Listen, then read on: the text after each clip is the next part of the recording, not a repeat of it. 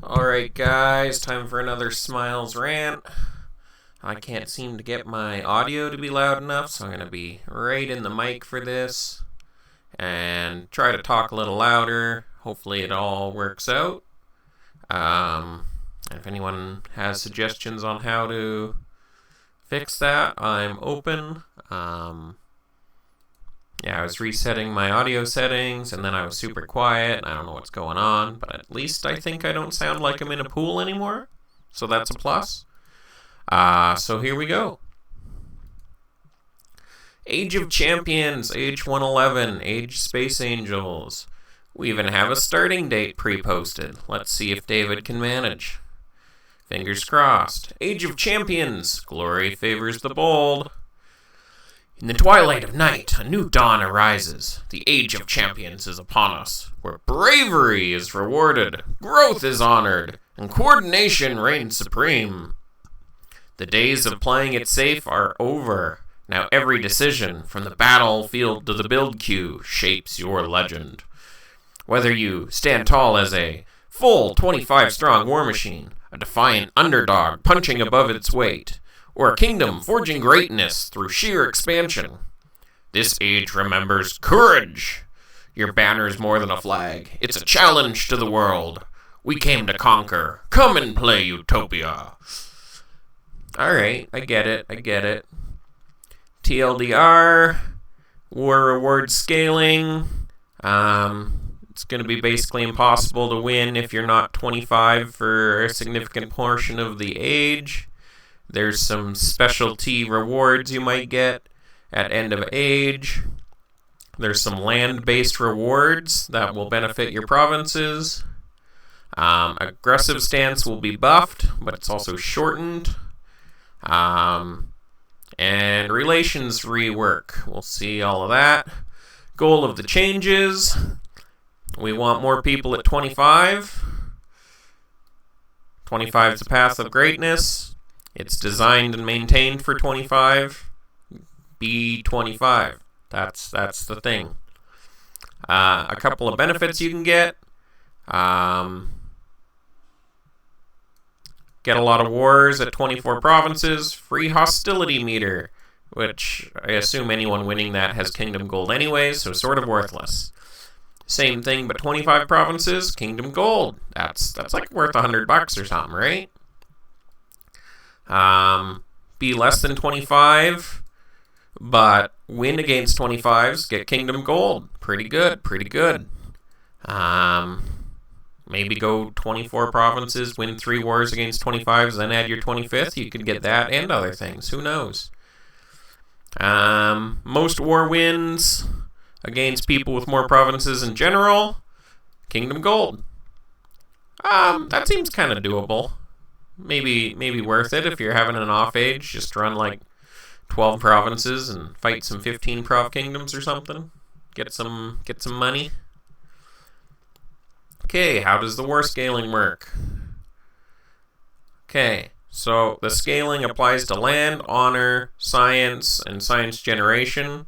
So not your build credits. Your build credit thingies are stable. And you're losing about 20% of your rewards for every province you're missing. And you're losing, you're getting 50% more points for warring at 25. So that's how that's going to work. As far as war score goes, you're not winning that without being 25 provinces, at least for the majority of your wars. However,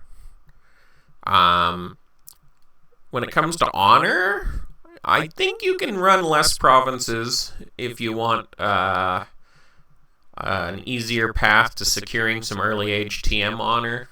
I think that's still viable. Because you can gain a lot more of your honor in war versus the rewards. Also, then you don't end up with a kingdom full of barren core that are inflating your numbers and scaring people away. It's something to look at.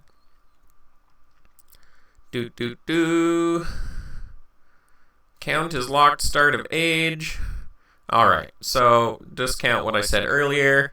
You gotta be 25 right at the start of age. All the rewards. I think these are the same as always. Which is pretty good. If you're min-time warring, it's a fair bit of science.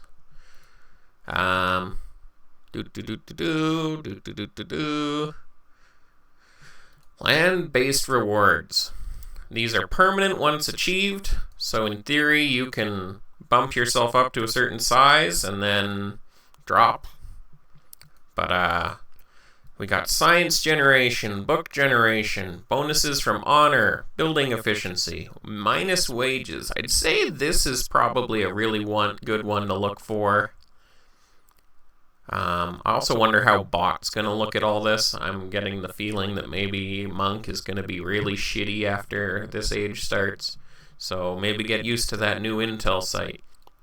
5% science efficiency, huge. 5% offense, huge. Yeah, it might be a little tough fighting up, but we'll see what happens. I like the change. I want to encourage growth. I feel like you would want to put one or two of these science bonuses a little higher up, because people are just going to want to get these two and then not give a shit about the rest, pretty likely. But whatever. Aggressive stance change. Extra gains. Better attack time. Hostility generation is not necessarily a plus, but it can be, I guess.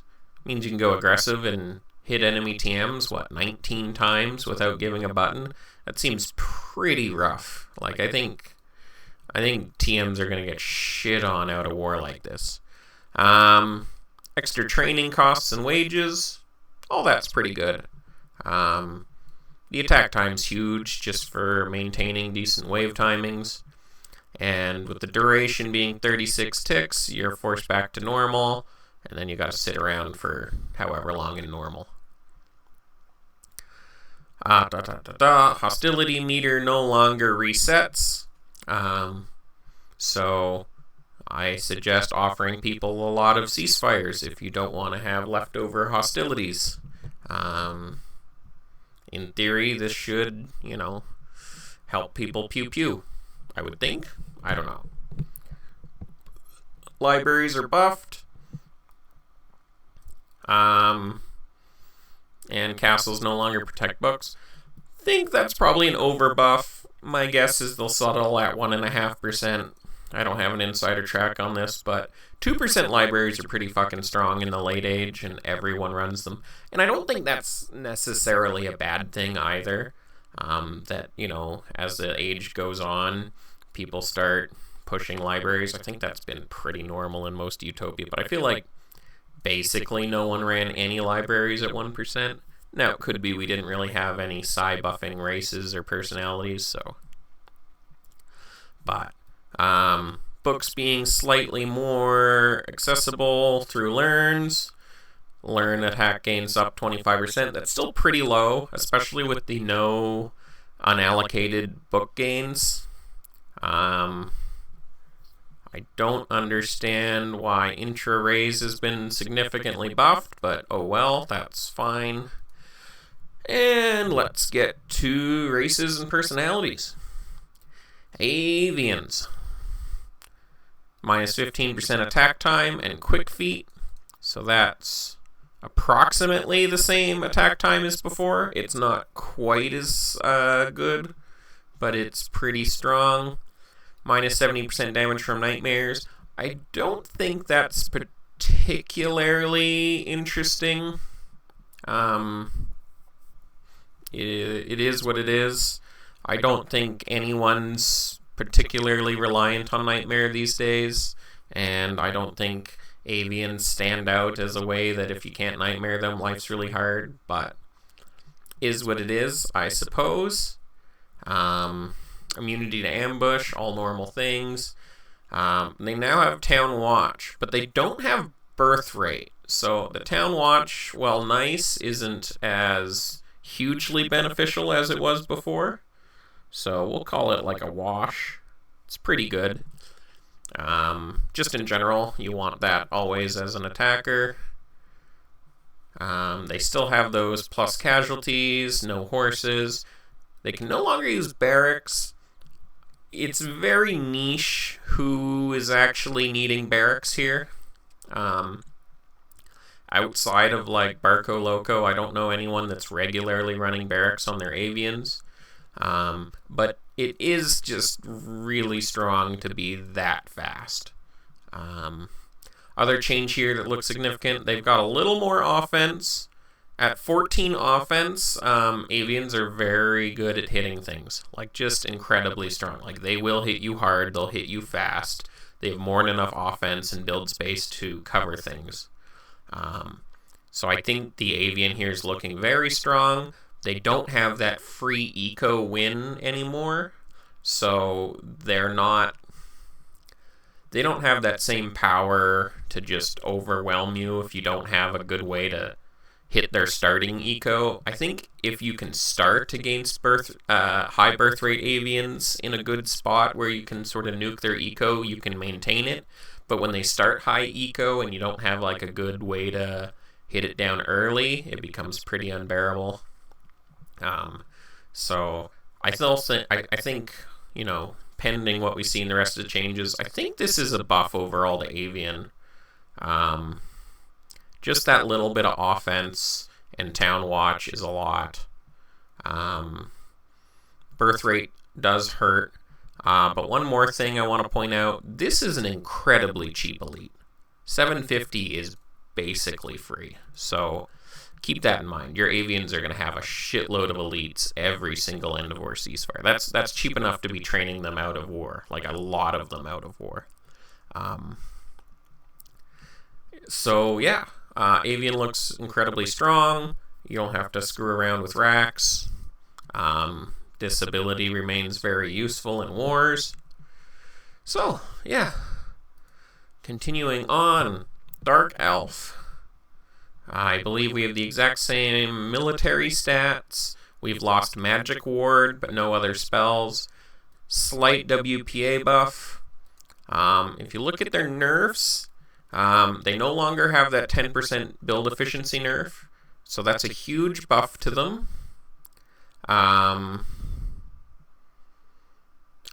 There are unique changes as well. I'll get into that. Huge buff to them via build efficiency.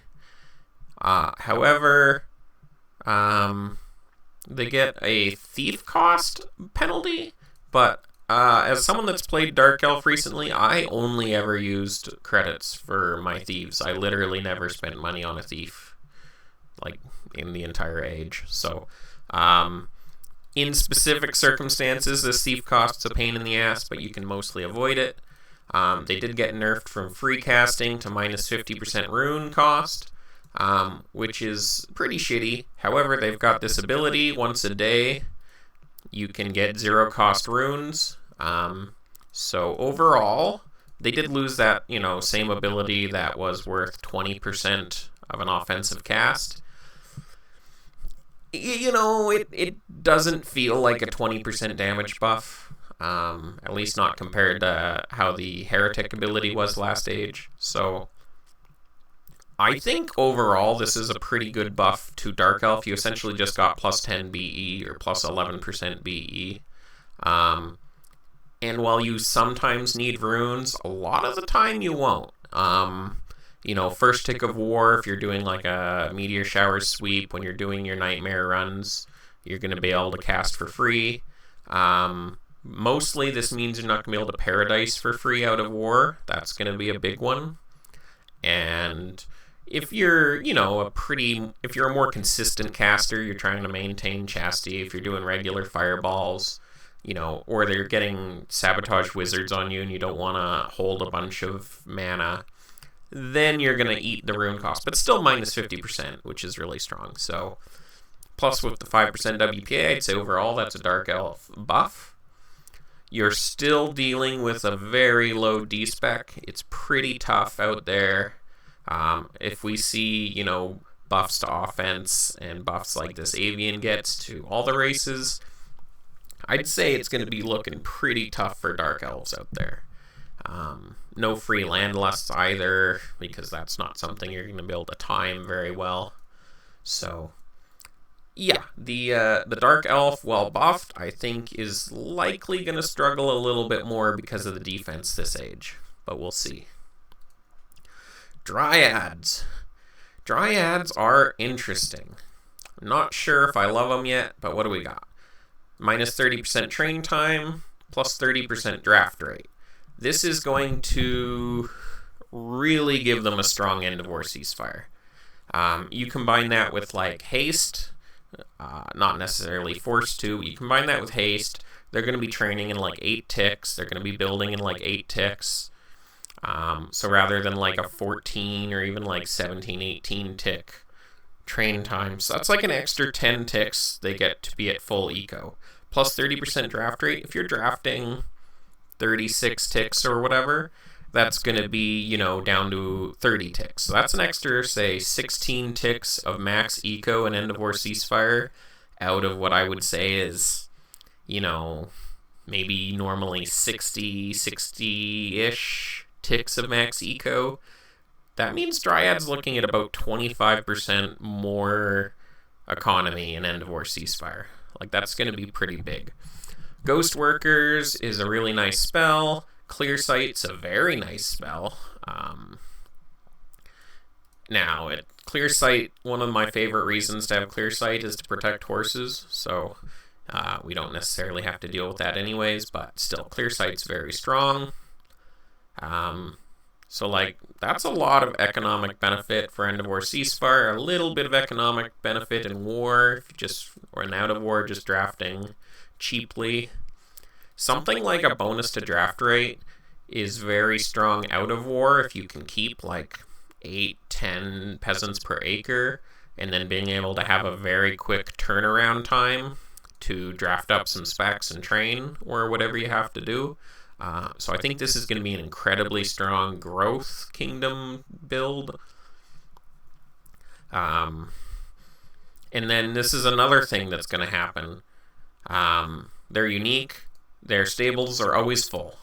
So the tick you build those stables, they're going to be full. So you don't have to build your stables 30 ticks early. That really flows with their end of war ceasefire benefits. In war, normally you're not rebuilding stables because the bouncing up and down that you have with stables and horses, you can't really recoup that. That's gone for them. So in a long war, they're going to maintain more offense than other people. They can build their stables late. They can basically treat their stables like training grounds. You can just build them when you need them, and bam, you're looking great. You can probably raise all of your stables a lot easier because you're immune to steel war horses. You can raise your stables after your first wave, and if you keep army in, army out, perfect. If for whatever reason you lose a bunch of horses, just rebuild the stables one wave, and you're good to go, right? Looking great. I'm pretty happy with all of that. What do they have in response? They have minus 15% attack time. Plus 15% attack time. So that's your base in war being 14 hours. That's rough. But you can counteract that with barracks. You can counteract that with tactician. No problem. You can counteract that with haste. And that's a really big elite, guys. Really big elite. The minus 10% kills, I don't think is particularly bad in any way. 10% is not a lot. And you're going to have more than 10% offense over other people. So you're going to have plenty of kills. Don't worry about it. The one thing here is that you don't necessarily want stables on an elite that big because you're only getting like a 9% offense buff. So depending on how many elites you have, this actually ends up being kind of worse than TGs, but they do stack with TGs, and with just the way this works in general, I feel pretty good about Dryad. I think it's going to be very strong. You're going to be hitting TMs, you're going to be quadding core, and you can compensate for this attack time. Dryad seems very strong. We'll see what else is out there, but yeah, I think a lot of people are going to be getting scared away by that. Your best bet's probably to try and beat them with speed, but we'll see what other things we see. Dwarf. Dwarf is essentially the same. They lost 1 defense on their elite. I don't think that matters to anyone in the whole world. In theory, their net worth should go down, if anything. They lost 10% construction time on their buildings. I'm not certain if that's been too significant for people. I don't know if the 50 versus 60% mattered a lot. Maybe for someone it does. The exact same ability.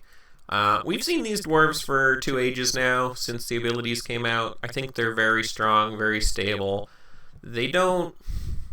Like, nobody feels like their dwarves are so good that they need to run a lot of them. You run a couple of them for the ability, you run a couple of them because they're just good tanks, they're more stable, they've got a better economy with Miner's Mystique, and with that build efficiency, usually they're really good at runes, especially if you're running artisans. But they did get a pretty good buff. Hero's Inspiration is really nice on wages, really nice on train time. And when you add that to what's already an economic-focused build, I think Dwarf's looking pretty strong.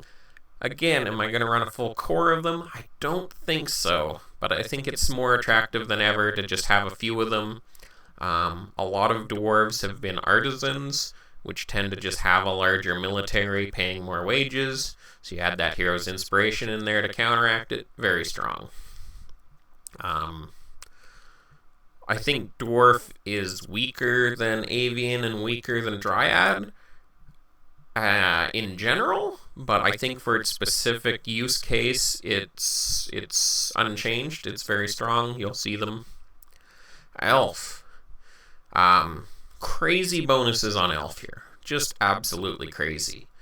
40% WPA is a lot of WPA. I don't think you can get Mage's Fury on any personalities. I'll have to check when I get to personalities. So, you know, at least it's not plus 80% magic efficiency or effectiveness. Rune production's always nice, not the hugest thing in the world, but, you know, when you're casting Meteor Showers, when you got 15-20% towers, it's really nice. 1 mana per tick. Not as good as their old Mana Well ability, but still just a lot of mana. So, like, obviously, and I hate saying obviously, but obviously Elf is a wizard powerhouse. Like, 40% WPA, crazy. Technically, with Mage's Fury, Dark Elf is casting with plus, like, 50%, which is stronger, but only barely. And then the difference between, you know, having 100% defensive wizards versus 140% defensive wizards is pretty big. If it comes into a casting battle directly, Elf will beat Dark Elf. Penalties, 20% Thief Den efficiency. You know, this is going to... I like this because when you have a build like this where you have pretty good defense and really good WPA, I find Elf Rogues are pretty oppressive sometimes. They're very strong because the casting, defense, and offense really helps them push their honor, and then they tend to scale through honor better than anyone else. Last time I played an Elf Rogue, I was a prince. Last time, you know, a good guy in my kingdom played an Elf Rogue, he was a prince. It's just very strong. The 11D spec is back for them. That's huge. That's enough to really give you the defense you need and allow you to fit in TPA and WPA. I'm not 100% sure on how this interacts with being a rogue. So there's a chance that you can still run a pretty decent elf rogue. I'll have to get some clarification on that. And what else? If you're just a mystic and you've got 10 Thieves' Dens and now it acts like it's 8 Thieves' Dens instead, that's really not a big deal. I don't think this should scare you away at all. And they also have a 13-point elite. So that's a really good slaying elite if you just want to poke 1 or 2 EPA in there for helping slay dragons without crushing your defense. And I think you can even get a little bit of hits in here. I think there's some pretty good hybrid action here. In theory, that's less offense than the Dark Elf because of the military efficiency, but I'm pretty happy with this looking. I think Elf's crazy strong. And now, of course, the ability that seems very overpowered probably is. I've been told directly by Benji, and Skraz, I believe, has said it publicly. This is not going to be what we see in finals. The ability to blanket +1 mana cost is not going to stay in the Elf ability. I don't know if the rune cost is saying. I don't know what it's going to be changed to, so I haven't really mentioned it. But I think pretty quickly people agreed being able to just blanket +1 spell mana cost on people is too strong, especially because you can't, Mystic Vortex this with a 6-tick cooldown. You can't wait it out because there's just going to be the next batch of elves coming later. I think that they still want some ability to make it harder to land lust as a chain, but I'm not sure exactly how this is going to go. But yeah, +1 mana cost on spells would essentially cut you down like 50% of offensive casts. Like if you can get that on Mystics, and with +40% WPA, you're going to land something on Mystic. Because it's not like you need to cast Meteor Showers, right? You're going to be able to cast a Storms or a Greed, something easier. So yeah, this will see some change. I'm not sure what it'll change to. It might even just see... Maybe like this can only be done to like 1 province or something like that. Who knows? But yeah, this elf looks incredibly strong. If you compare it to the Dark Elf, I think just with that defense bonus and some other things you see here, that Dark Elf is looking a lot less attractive compared to regular Elf. So yeah, Elf looks very strong. I think the buff you see to here to Elf as a TM is stronger than the core buffs we've seen, so I think you're looking pretty happily at running TMs as usual. And let's see what we got to Fairy. My understanding is that Fairy is identical to what it was last age, except they have Revelations now. And Animate Dead? I think that's the only change.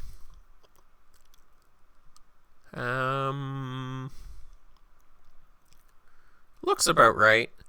Still no invis, so they don't get that bonus. Otherwise, they look unchanged. Actually, their elites are a little bit more expensive. Revelations is huge. Science on TMs is huge, especially scaling into the late game. However, I think that I would prefer Elf to this. I think the benefits you see to Elf are a bit stronger. But yeah. Fairy's been a powerhouse and essentially unchanged for 3 ages straight. I think everyone that's enjoyed Fairy is going to keep enjoying Fairy. I don't think we're going to see much change there. Very strong, incredible caster. A little weaker on Thieves. It's just hard to fit in that, TPA you want on your Fairy, but Fairy's been crazy strong. We'll continue to see them, I think, but that Elf is pretty gnarly, so, maybe we'll see a few less of them. The MV ability's been very strong for a lot of people, both intra and prepping targets, so Fairy's certainly not out at all. Revelations, again, very, very strong bonus for a TM to get extra science. Halfling. They lose the training time, nobody cares. Instead of 0 losses, they're minus 75% losses. I don't think that's a huge change. I don't think it matters a lot. It does stop some instances where you run very low or no Thieves' Dens, for example.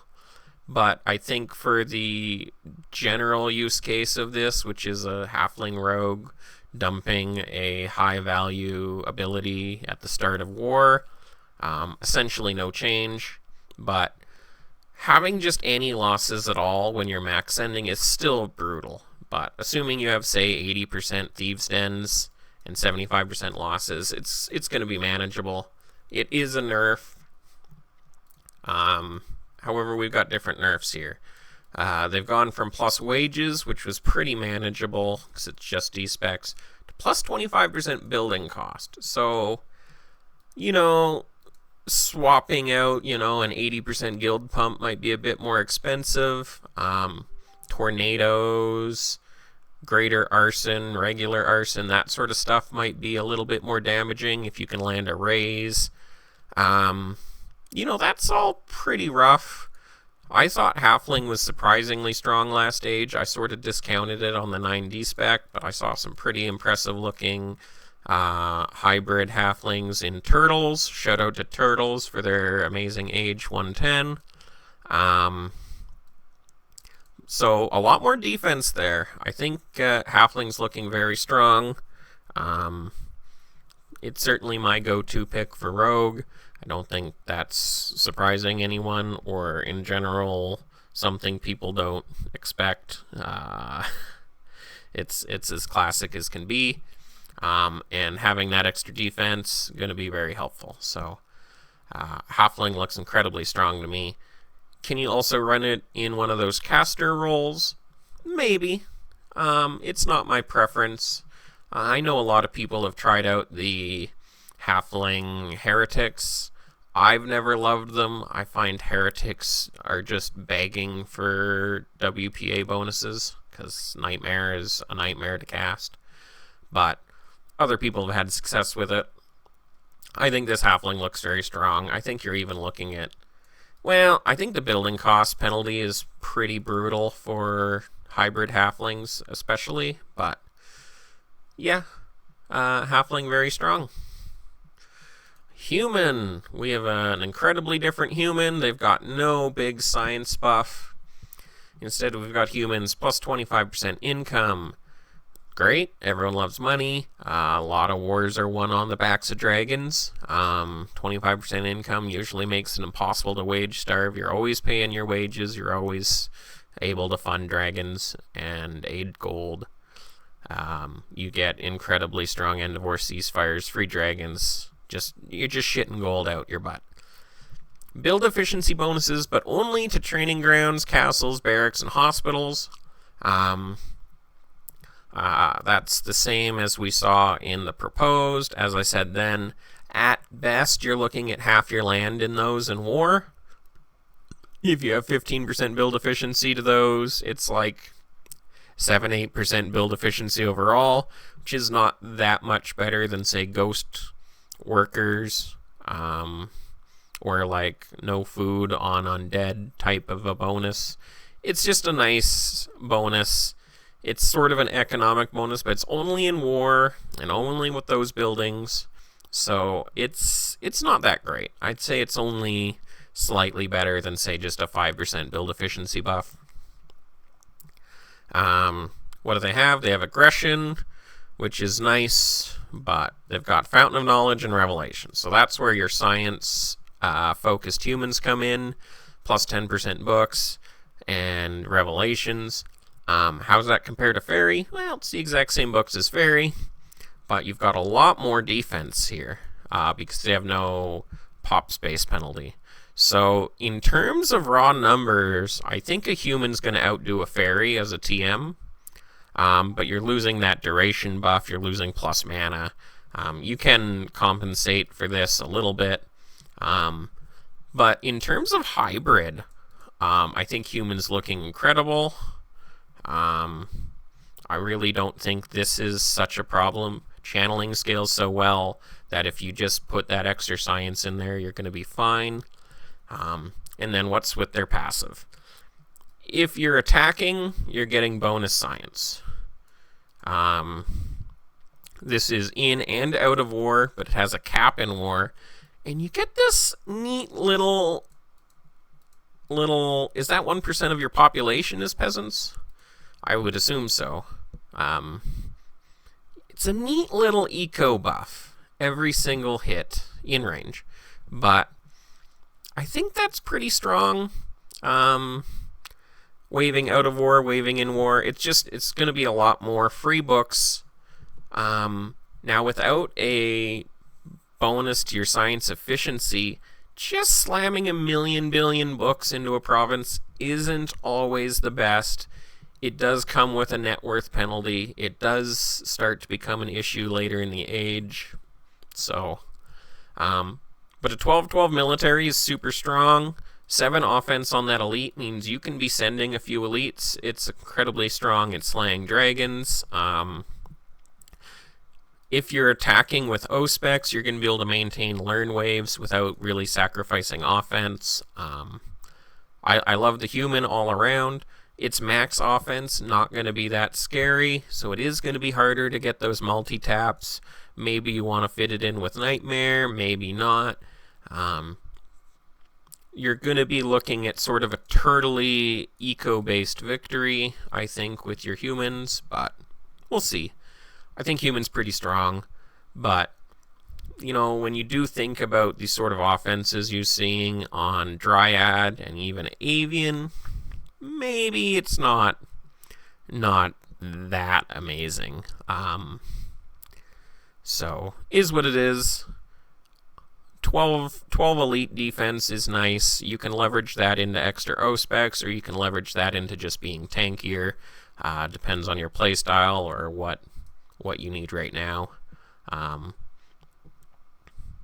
Yeah, that's human.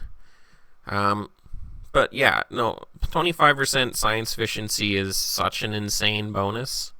So not having that is quite a penalty to a science-based thing.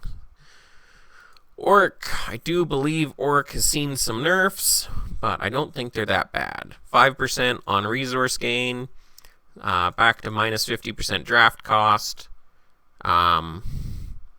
Otherwise, they're identical. Oh, no. Sorry. Minus 15% building efficiency is a huge penalty. They do gain a slight buff on their credits, but I think that build efficiency is enough to kick Orc out of being straight overpowered, like I believe they were the last age, perhaps even last 2 ages. I think 2 ages ago, Avians were out competing them, but yeah, I think this is a completely pickable, completely strong Orc.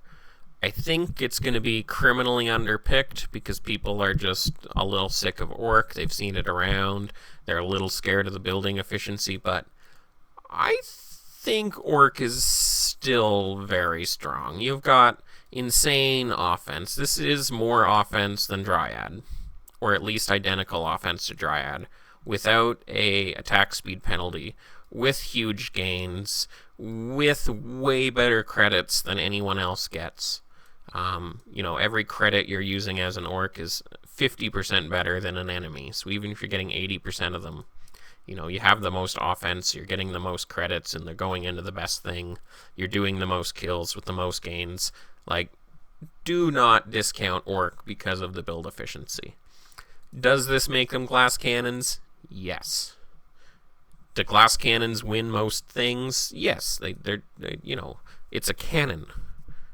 Doesn't matter if it's made of glass. You got hit with a cannon. I think anyone that paid attention to Last Age and just saw how, you know, very proper and easily 5-9 just crushed everyone with just, okay, we'll run Orcs and we'll just chain people properly. And it just crushed everyone. Minus 5% gains isn't actually going to kill you when it comes to chaining people.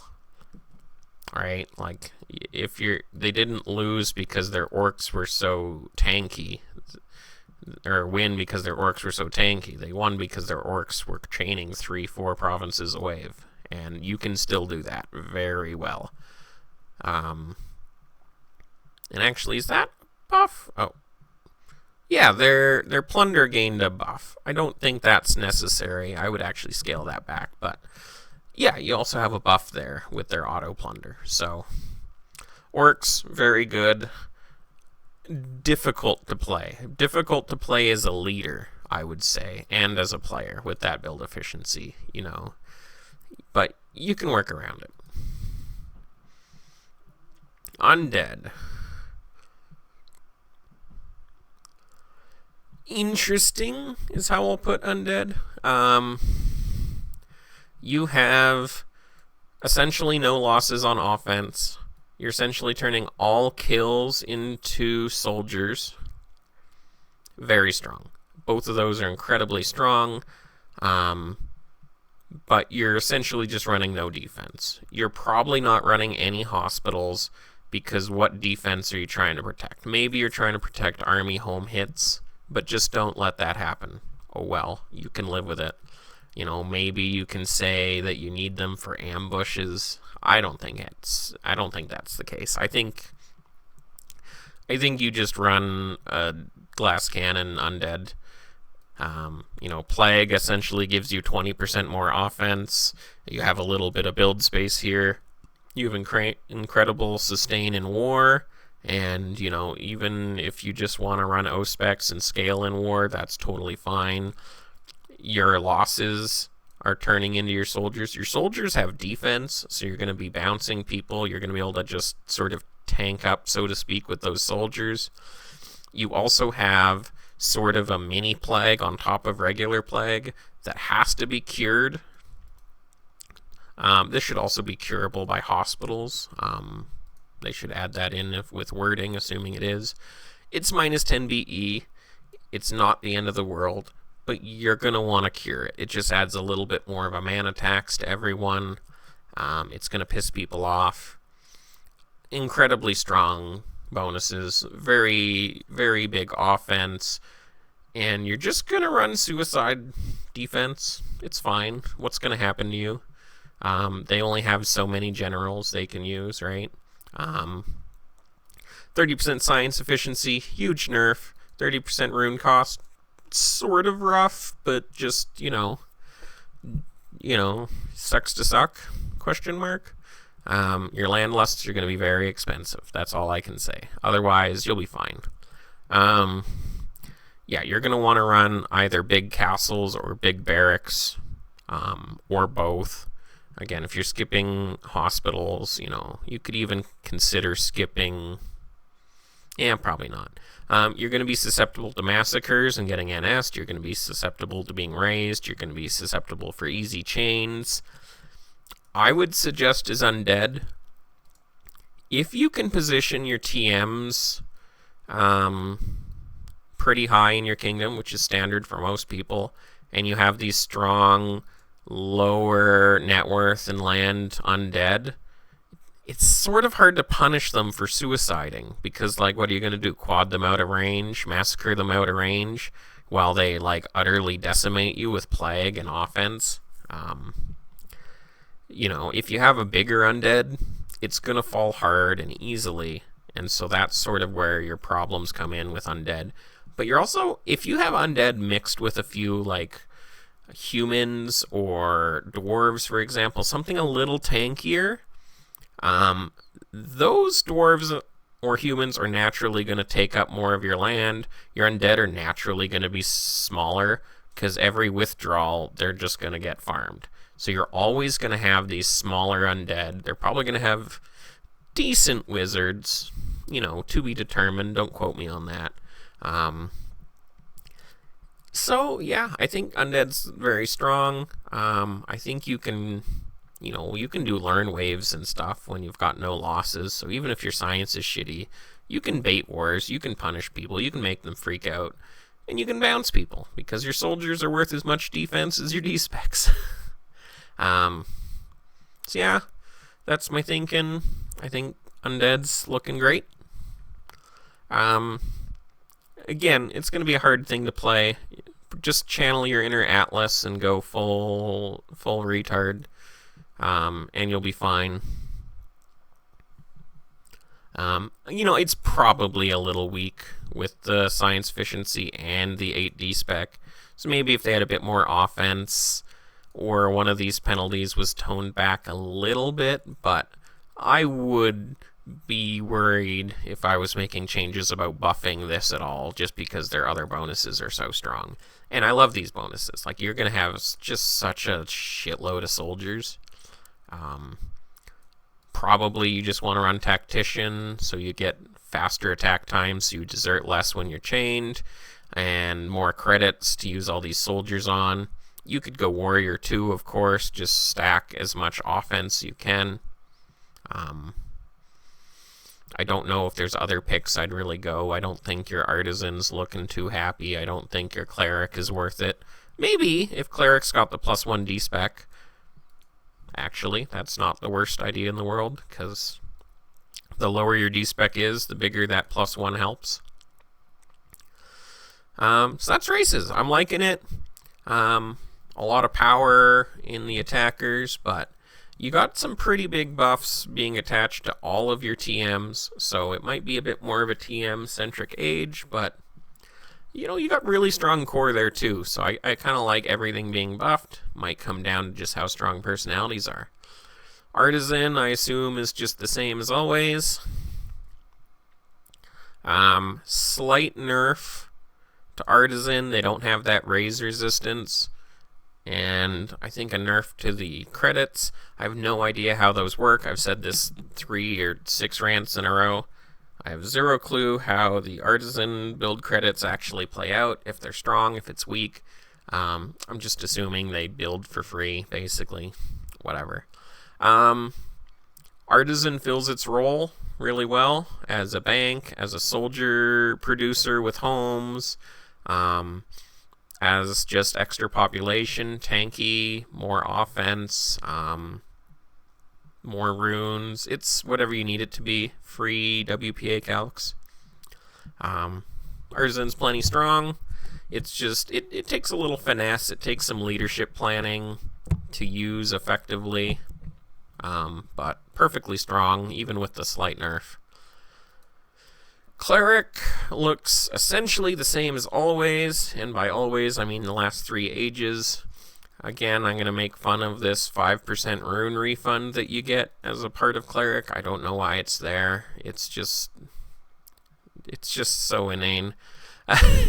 But Divine Shield, Illuminate Shadows, incredible spells. Salvation just helps a little bit on minus losses. Revelation means you're outscaling people. D-spec bonus is incredibly strong for... It's just incredibly strong. Like, it's defense is underrated on attackers. You can put yourself in a position where you're just not getting multi-tapped that hard. You add into that Salvation and their hospital efficiency buff, it's going to be really hard to take down tanky clerics, so you're going to need a plan. I don't know if that plan is to Night Strike them or to Nightmare them. They did lose their minus 25% spell damage, so they're a lot more fireballable, they're a lot more nightmareable. Avian lost that birth rate, so you don't have quite as insane Avian clerics when it comes to just birth rate plus spell immunity. Cleric's very strong, but, do you have enough offense otherwise to do the things you need to do? Are you going to be able to hit TMs? Are you going to be able to chain people harder than they can chain you? Maybe, maybe not. Clerics, I think, are just especially good against people that don't run enough offense. I think clerics fall off against things like orcs that have a lot of offense and the bonus gains, and they can really smash through your sort of tankiness attempt. But if you're not running into a lot of orcs, or maybe even into a lot of undead, I think your cleric's looking pretty good. You can do some pretty crazy things, I expect, with bonus hospital efficiency. So if you can dodge chains, you're going to maintain a lot of troops. Seems strong. Heretic. What do we got for Heretic? Slight buff on thief losses. They're losing WPA bonus. They are getting Mage's Fury. So, an Elf Heretic has some insane WPA. That's not what I was expecting. They're getting bonus spell and sabotage damage. Okay. Successful attacks give heretics mana and stealth and damage. Oh, doesn't stack? Well, that's stupid. But that's fine. +5 stealth and mana for every attack is pretty good. I don't know. So if you just have one dump target with no defense, you can just keep that all up all the time. So that seems a little fucky. Yeah, you can kind of maintain permanent +1 stealth, +1 mana. I don't know why +5% spell and sabotage damage, but whatever. +25% spell and sabotage damage and +1 mana and stealth on your heretic with Mage's Fury. Yeah, I think heretics are pretty fucking bonkers with this. Because it has Mage's Fury, it's sort of shitty for Dark Elf and Fairy, but Elf is going to be insane with this. You can even run Hybrid Heretic anything with this. Damn. Halfling, human, even sort of more pure attackers, but I would stick to things that have more defense. I don't know that you wanna... If you're running too low a defense, you do just get massacred out, right? And then none of these bonuses really help you that much. So I think you still want to be essentially a pure. But yeah, I don't know if I love this, because, if you do just have one really low defense chain, then you permanently have these bonuses. But on the flip side, it invites counterplay. People can plan around not getting chained like that. So yeah, very interesting. I think it's probably overtuned, but I don't hate it. So we'll see. Mystic, essentially unchanged. From proposed, they get 10% extra guild efficiency, which is whatever. They lost Mage's Fury, which I think is good. It does mean your Elf Mystic doesn't have that, extra crazy WPA, but your Fairy and your Dark Elf Mystics do have quite a bit more WPA to play with, which I think is sort of good balance. Of course, you got all your good spells. Mystics with Mind Focus, Ascendancy, and Guild Effectiveness can get 4 raw WPA in 4 days. It's just insane. Magic Ward, I think, is literally worse with half a duration. Oh, its duration doubled now. Okay, that's very strong. That's finally sort of a bit of a way to deal with just chains that can land lust really well. But, it still doesn't help you if they can Mystic Vortex their chains. Between Explosions and Magic Ward, if you can't get them off mid-chain, yeah, you're screwed. But if you can just Mystic Vortex them at some point, yeah, you're still going to be land lusting really easily. As for Chastity, half duration, double effect, I much prefer this version of Chastity. I don't know if Chastity is otherwise in the game. Yeah, so it's weird to say that this is a unique passive because they have the only access to Chastity, so why not just change what chastity is and not give Mystic a bonus. I don't know. It's whatever. But I love proper chastity. It's like how Warbirds built the kingdom back in age 85 to like 90. We always ran extra hybrid mystics solely for the purpose of covering chastity. So I'm happy. I'll probably try that or do that again. We'll see. Love it. Very strong, super good. Rogues. I think rogues are just unchanged, straight up. Like, literally identical. Everyone knows rogues. Rogues are strong. They've got extra stealth, so they kill more stuff. They've got really strong thieves, so they break through everything. They do bonus damage at the start of war and then never again. Super good. Don't know what else to say. Rogues are strong. Very normal. I think we should see more assassinate wizards than we do. But I think just people want to deal with offenses, so fair enough. Tactician. Tactician getting pretty well buffed. An extra 5% to Valor Psi, basically nothing. Access to Reflect Magic is really big, though. It's a crazy good spell. And normally when Reflect Magic is racially locked, it's not always easy to have a mono race set up. And so if you only have Reflect Magic on a few people, it's a lot less oppressive than if it's on everyone.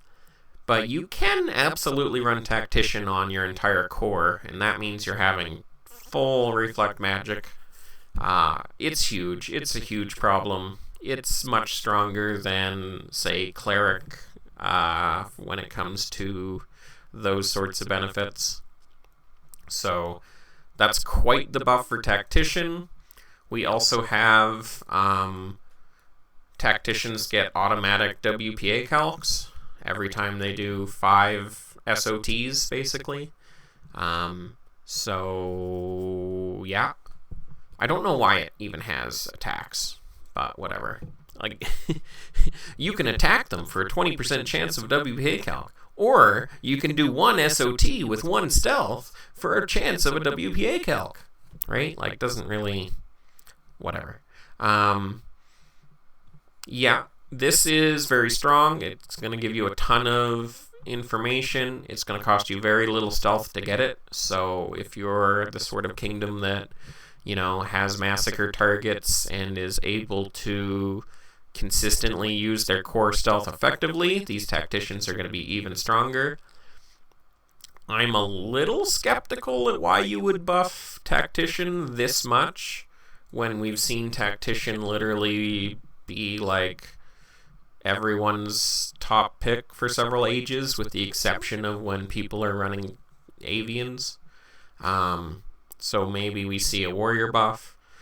Maybe people thought just with science and things that clerics are strong, but I haven't seen, many winning kingdoms be focused on the cleric. And I think the cleric's not particularly stronger than it used to be, so we'll see. But yeah, Tactician's very strong. Warrior, we see dreadfully few warriors recently, but maybe we'll have something better. Warrior, same offense, slightly better mercs. Access to Righteous Aggressor.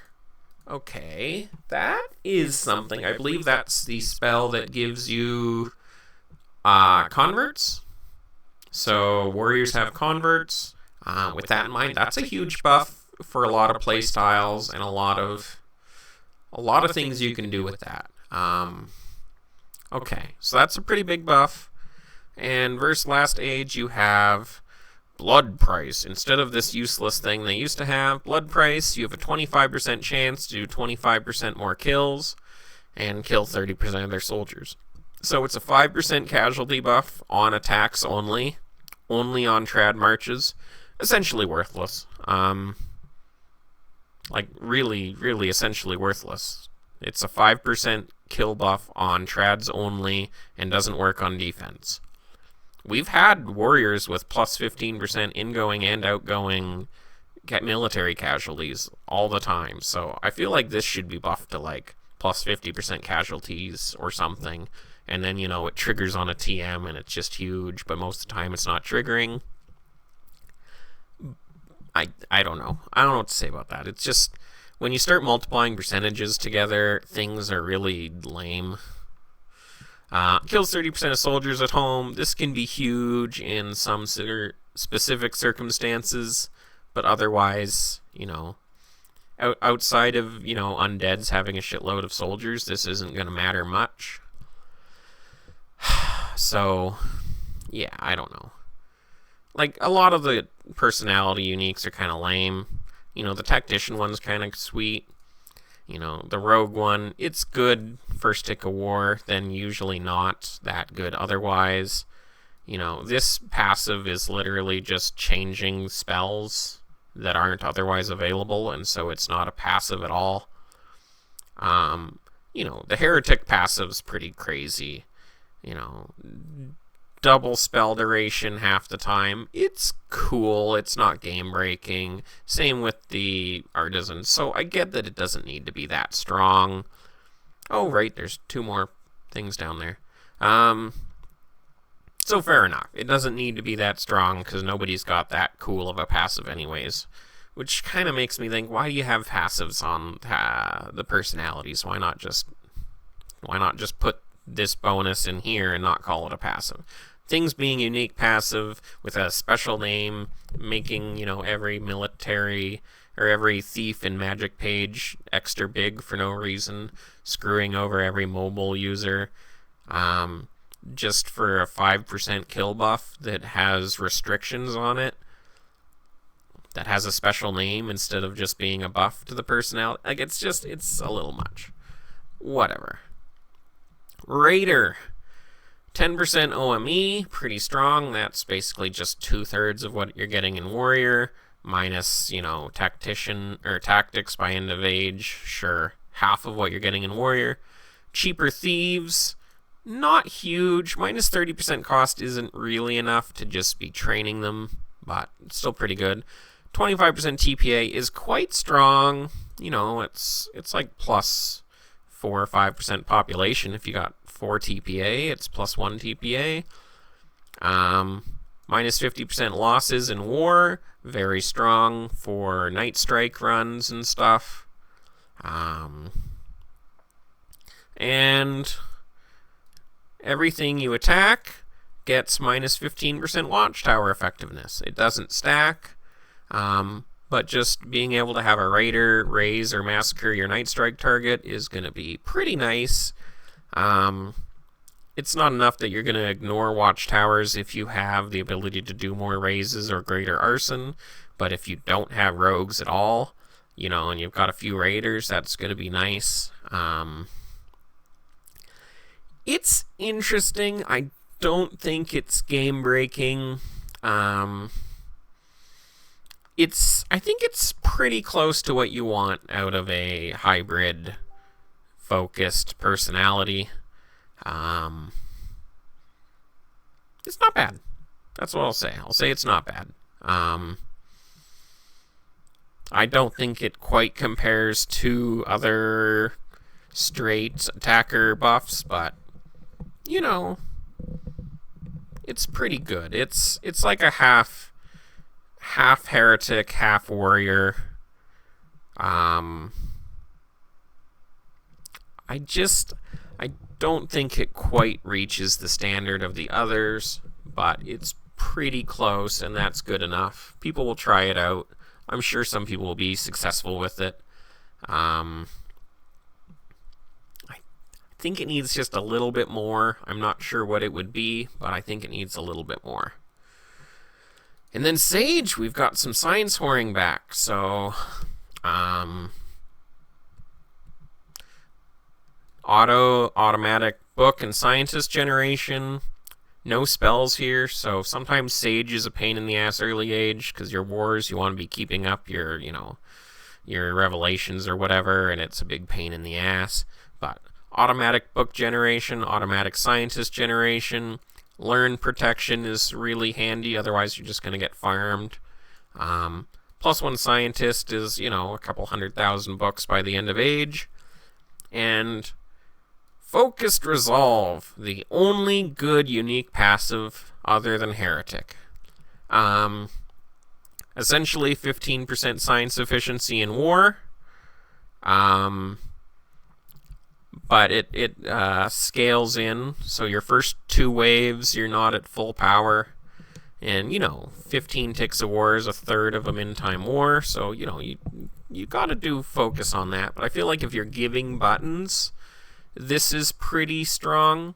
But when you're receiving buttons, you don't get that bonus on the first wave is pretty rough. But 15% science efficiency is crazy strong. I think this is a very, very smart way to have non-overpowered out-of-war micro-sages. Because it's war only, you aren't going to be able to be a whore. You're not going to be able to be a huge land whore, micro, growth kingdom, just sitting on these huge science buffs. That's really oppressive when you can do that. So making it war only and not instant, such that you don't just get to crush people when you get buttons. Yeah, I think this is incredibly smart. I think it's pretty strong. 15% science efficiency by mid-age is pretty close to as good as other personalities with your other book bonuses. And I love that it turns it into a war-focused sage and not just a, garbage micro sage that ruins the server week 8. So, overall, I'm liking this.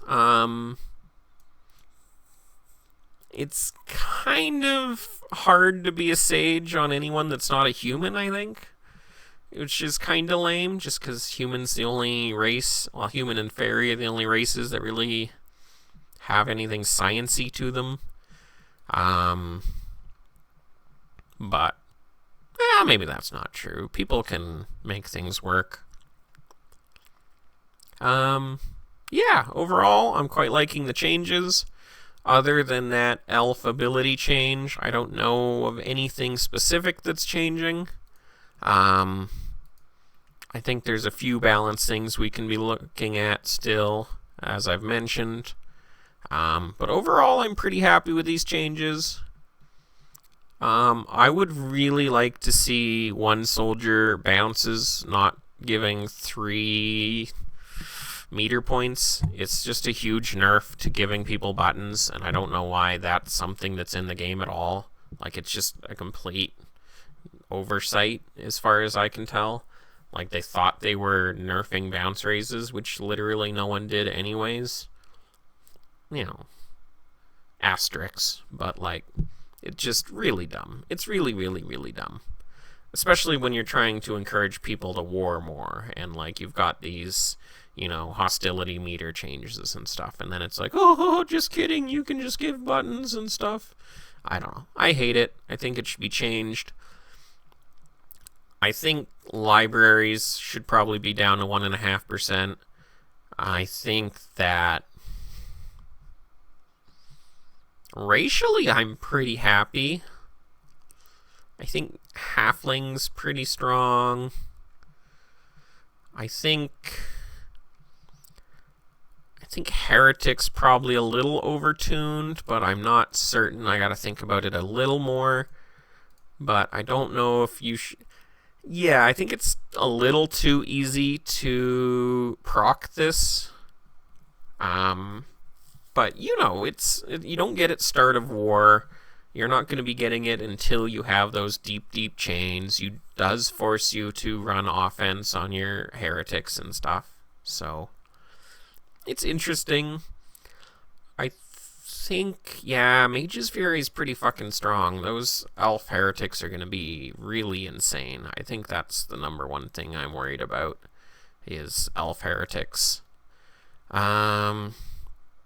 I love New Mystic, even though I think it's a little silly.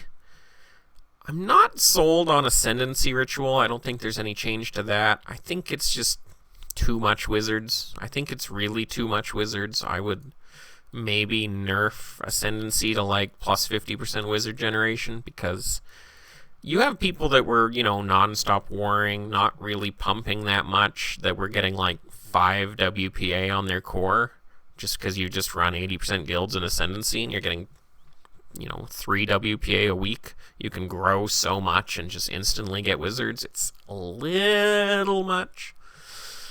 So, yeah. Yep. Otherwise, yeah, looking good. I think maybe Tactician's overtuned as well. Especially if there's races that can break TMs pretty handily without the attacks, or without the need of being like a warrior. So yeah. Otherwise, whatever. I don't care if attackers are too strong. Anyways, I'm Smiles. That was my rant. Hopefully my sound is decent. There's a chance this was just fucked up the whole time and it sucks to suck. Shout out to Warbirds, the best kingdom ever. Shout out to Emeriti on what looks to be a quad crown, unless Turtles take it on War. I'm still pretty upset that Octo's playing, because that guy's a cheating asshole that's done a lot of bad things, but oh well. Thanks for the rant. Thanks for listening. Peace.